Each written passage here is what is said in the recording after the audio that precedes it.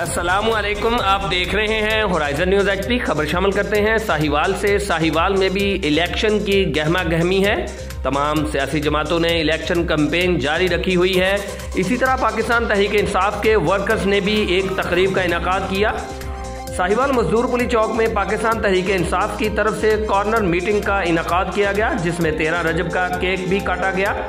Corner meeting का इनेकाद शहजाद मपा, शेख शहजादा वकास भट्ट और वहीद की तरफ से किया गया, जिसमें NA 199 राना आफ्ताब अहमद खान, राना अहमद सफदर खान, NA 141 से राना आमिर शहजाद ताहिर, PP 200 से मलक फैसल जलाल ढक्कू, मलक अहमद ढक्कू ने शिरकत की। प्रोग्राम के इख्तिताम पर 13 रजब का केक भी काटा गया। Report Rauf Shahzad Jatt, divisional bureau chief Sahiwal, Horizon News HP, Pakistan.